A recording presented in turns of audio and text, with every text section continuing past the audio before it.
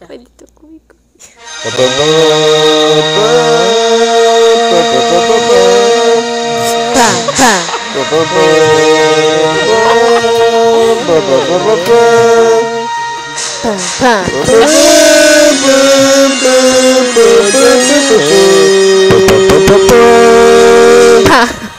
O templo grego é o exemplo mais perfeito já alcançado de uma arquitetura que se realiza na beleza plástica.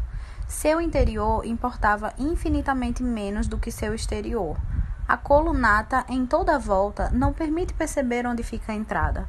Os fiéis não entravam no templo para ficar horas em comunicação com a divindade, como fazem hoje nas igrejas. Nossa concepção ocidental do espaço teria parecido tão ininteligível para o homem do século de Péricles quanto nossa religião. É a própria plasticidade do templo que deve falar, colocada diante de nós com uma presença física mais intensa, mais viva do que a de qualquer outra construção posterior. O isolamento do Parthenon, por exemplo, claramente destacados do solo em que se erguem, as colunas com suas curvas salientes, suficientemente fortes para sustentar, aparentemente sem esforço, o peso das arquitraves, dos frisos e frontões esculpidos. Em tudo isso há algo absolutamente humano. A vida, na inspiração mais brilhante da natureza e da mente, nada que choque, nada problemático ou obscuro, nenhuma mancha. Primeiramente, podemos afirmar, sem sombra de dúvida, que a beleza era importante para os antigos gregos e que sua cultura chegou a um consenso nesse ponto. Observamos a semelhança familiar de tantas esculturas gregas, por exemplo. Em segundo lugar, ao ampliarmos essa visão para incluir a arquitetura, podemos concluir que a beleza externa de uma edificação grega derivava, em grande parte, das dimensões e inter-relações de suas partes. Em terceiro lugar, podemos notar que, quando alcançada, a beleza proporcional gerava, para os gregos, um tipo de visão microscópica do funcionamento interno do cosmos.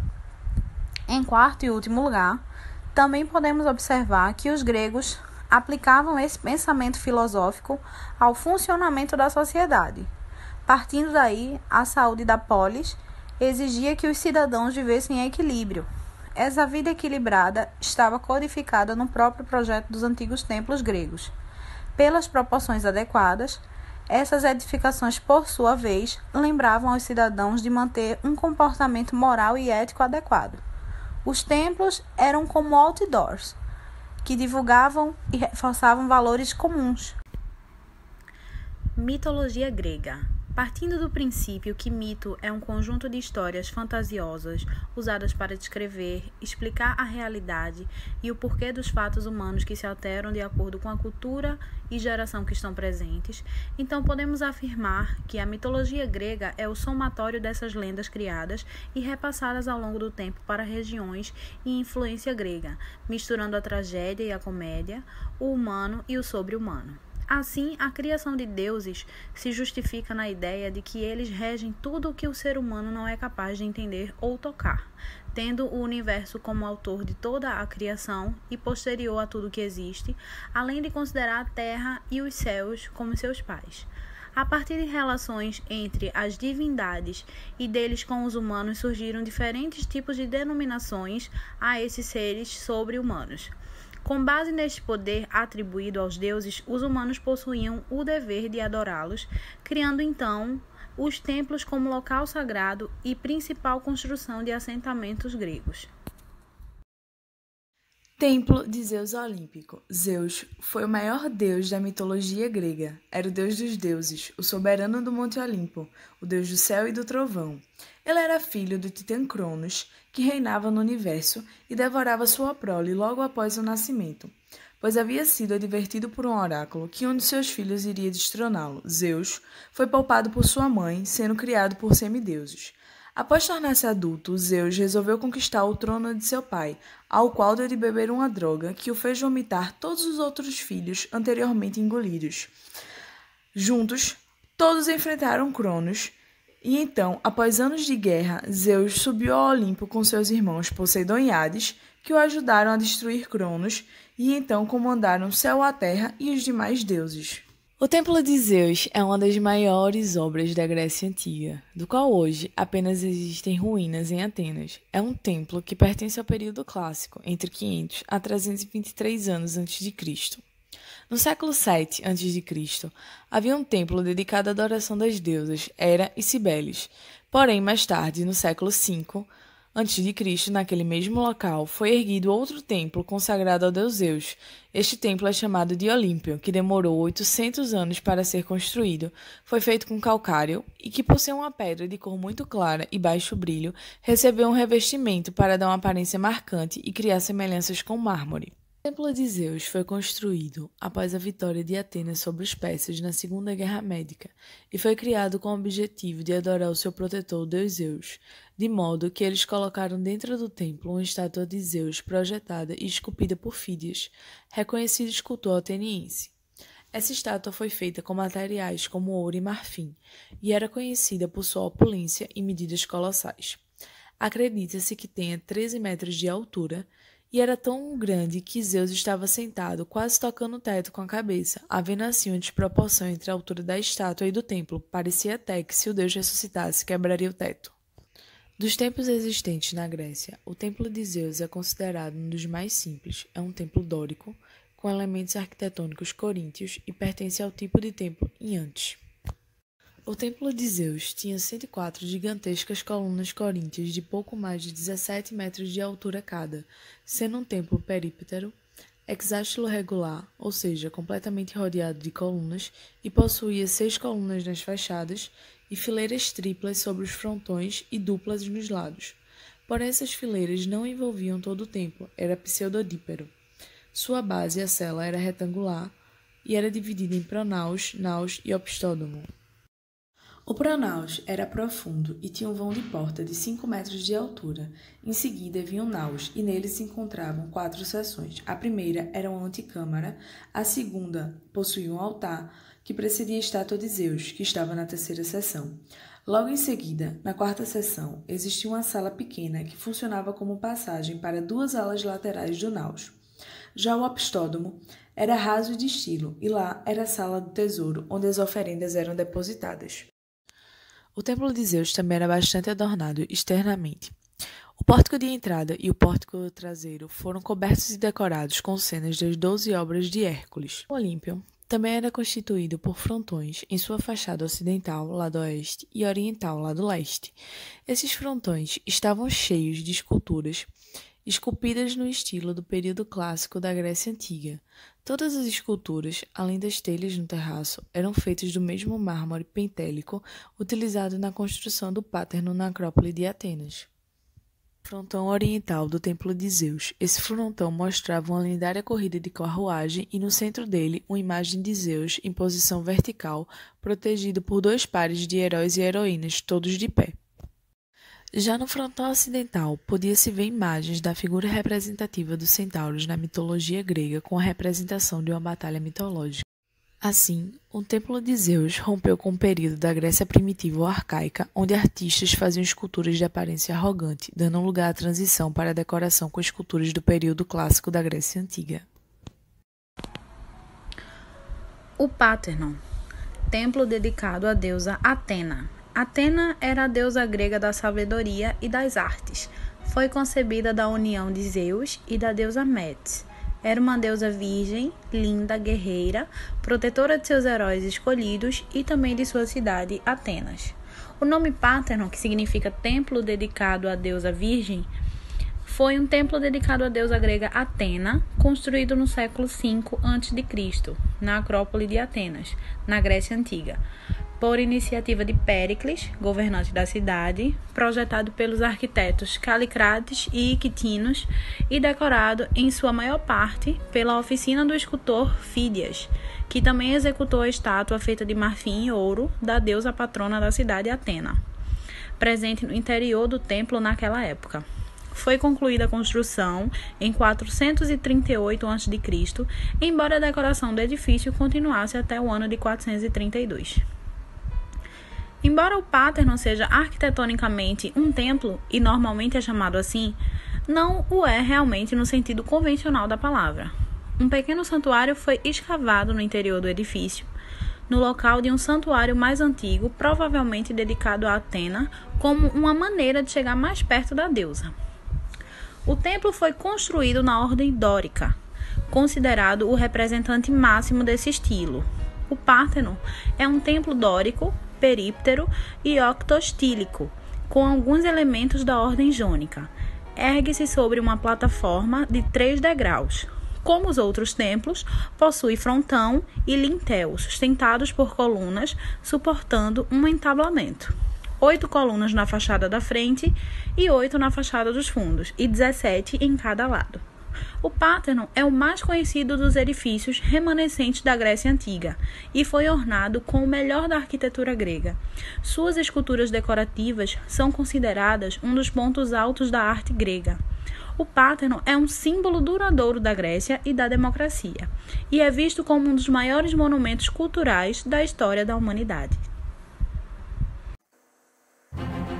O Erechthon foi construído no auge do Império Ateniense, entre 421 a 406 a.C. Foi erguido em um local sagrado onde, segundo a lenda, Cecropes, o primeiro rei fundador de Atenas, julgou a competição entre os deuses Atena e Poseidon pela posse da cidade.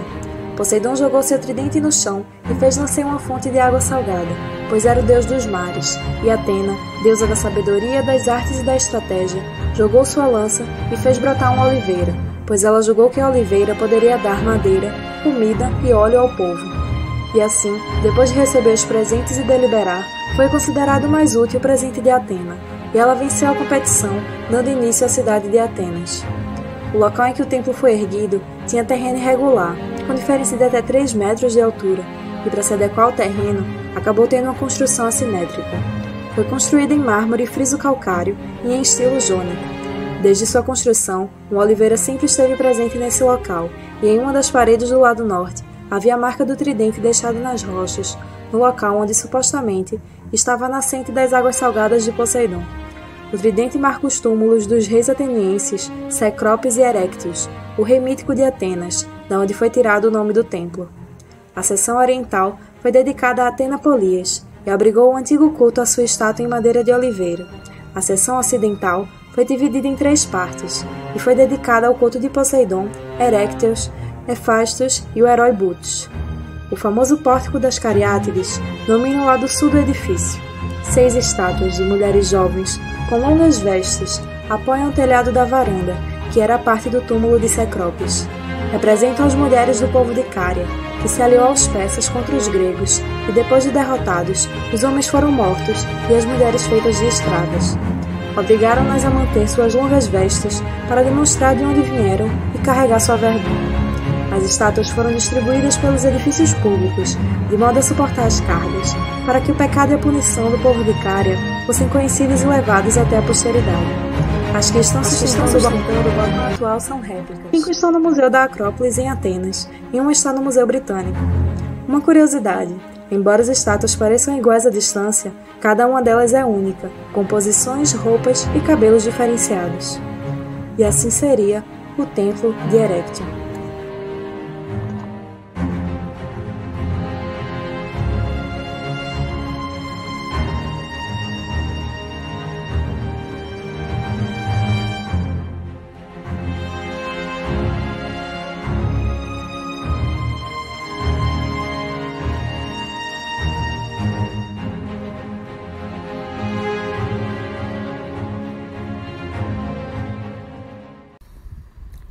Templo de Afaia, considerada uma ninfa, cujo significado de seu nome é invisível, era marcada por ser a deusa da luz e da caça.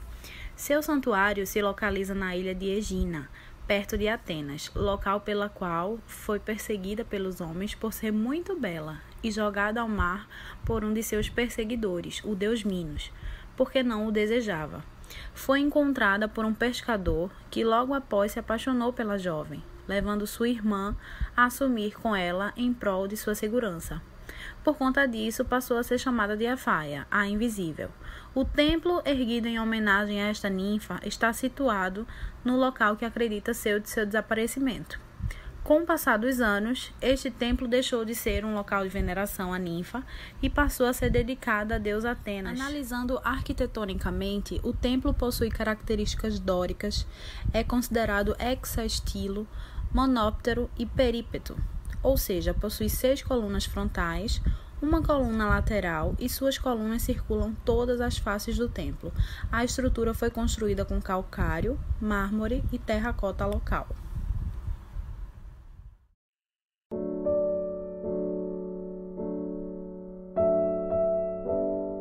Filha de Zeus com sua amante Leto, a deusa da noite clara, Ártemis é irmã gêmea de Apolo, conhecida na mitologia grega como a deusa da caça, protetora dos bosques e dos animais selvagens.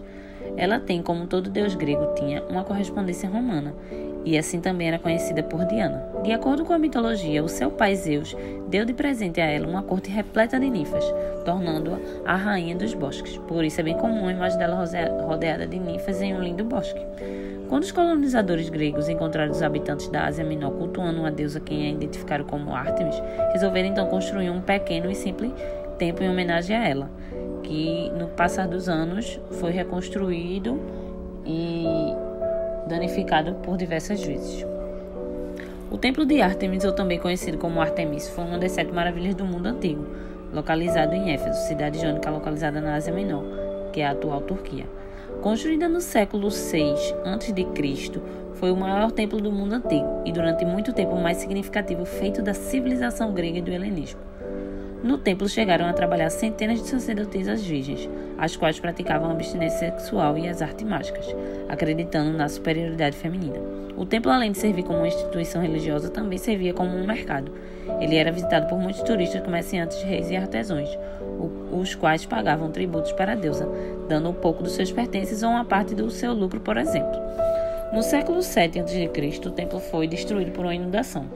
E durante o período arcaico da Grécia Antiga, por volta lá de 550 a.C., o conquistador Creso, então rei da Lídia, ordenou a construção de um grande templo que entraria para a história.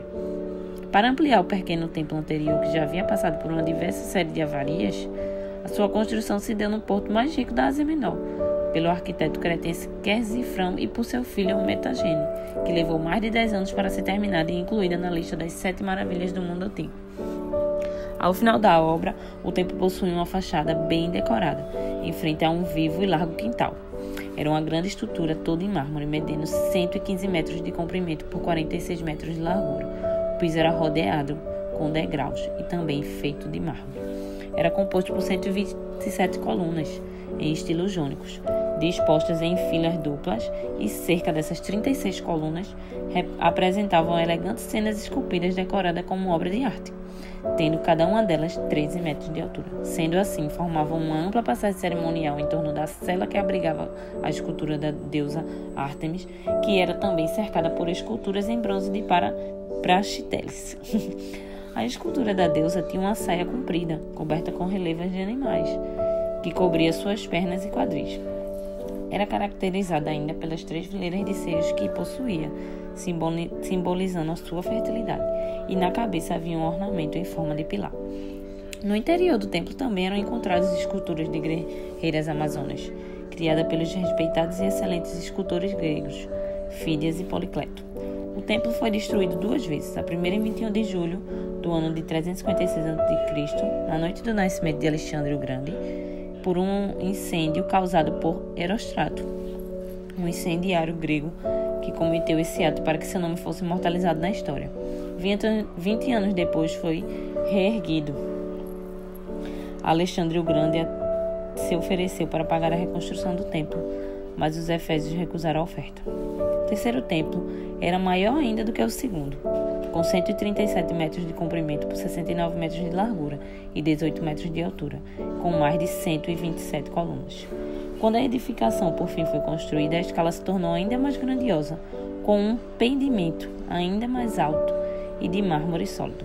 E pela segunda vez, em 262 d.C., acabou sendo destruído por um ataque dos godos, tribo germânica oriental, que invadiram as províncias romanas na Ásia Menor e arrasaram o templo de Ártemis. Documentos detalhados registraram que o templo encontrava-se em razoável estado de conservação no século VI d.C. mas muito do material utilizado em sua estrutura já estava sendo utilizado para a construção de igrejas em Éfeso, fazendo com que a destruição do templo tenha se intensificado.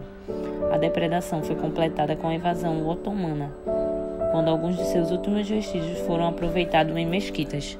Atualmente, após sucessivos terremotos e saques, apenas uma solitária coluna do templo reerguida por arqueólogos alemães no século XIX encontra-se de pé no local, e restam algumas esculturas e objetos expostos no Museu Britânico em Londres.